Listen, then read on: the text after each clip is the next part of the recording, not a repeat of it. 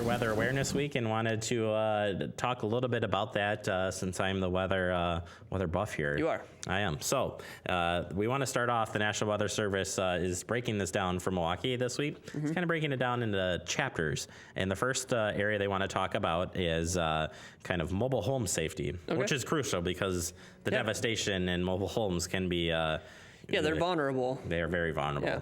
So here's what it says. Today, this is from the National Weather Service. Today, we're talking about mobile home safety during severe weather. So far this year, 27 people have died in the U.S. due to tornadoes, with 17 of them being in mobile homes at the time. A mobile home is not a safe place to be during severe weather. Please know where your local shelter is and how long it takes you to get there. Yep. And you can see some of the pictures here. It's pretty crazy. And there is a picture of a tornado, Washkaski. How do you say that? Washkaski? Yeah, Wasaki. But I mean, so that's an EF1 tornado that did go through a mobile home. So you can see kind of the results of that. Yeah. So it's something, and a lot of the mobile home parks do have a shelter place to go to, so you can get there. But you got to be careful. Like at night, a lot of storms have been happening in the night. Sure. When people might be asleep. So have those weather radios.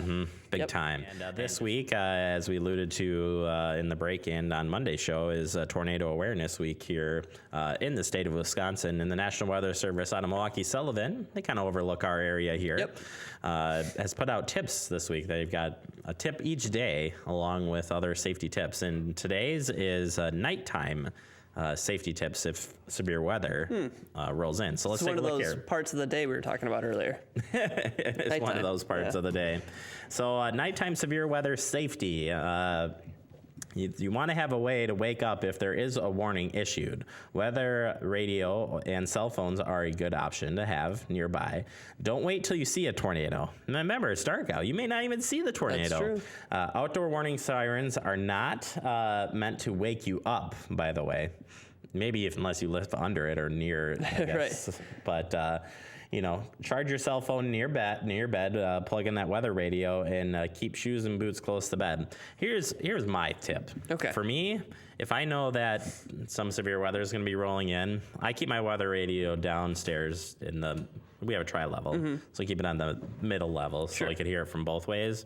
But if I know storms are coming in for the night, I move that weather radio upstairs. Makes sense. And it has batteries that you can put in it, so I can plug it in, but I'll put it on the batteries. Power goes out. Yeah. And that's what I do, and pull out the flashlights. And yeah, that's a good recommendation.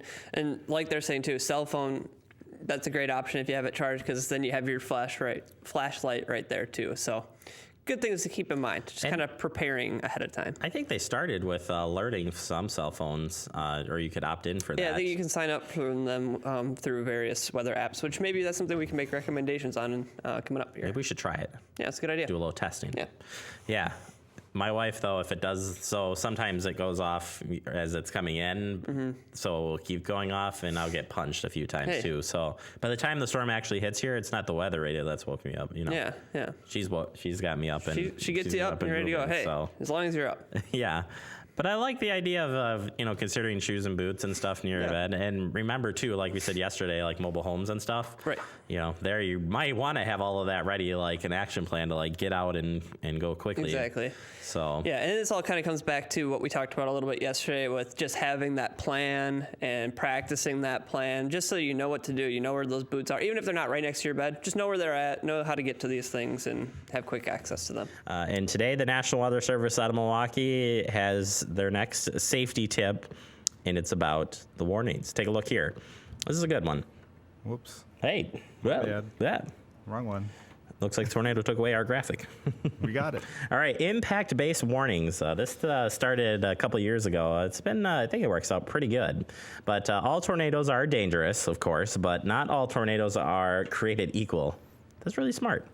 So the base, used when a tornado damage is possible. Considerable, used when a tornado has been observed and doing considerable damage. Catastrophic, the direct observational evidence that a violent tornado is striking or is about to strike a population footprint, if you will. So to help pick out the most dangerous tornado warnings, look at the impact-based warning tags at the bottom of the warnings. That's interesting. I didn't even know that. So it's right at the bottom. So actually, if you go... Weather buff over here. Mr. Weather Buff, what does he really know? All right.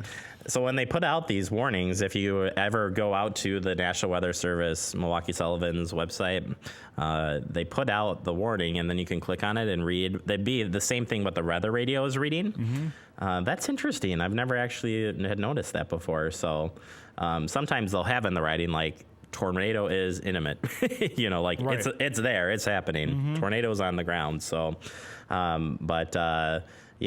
those two pictures there help you too, showing kind of a weak tornado in a rural area and then a strong tornado in an urban area. So, and that weak one there, it's hard to tell if it's a funnel cloud because you can't see the ground.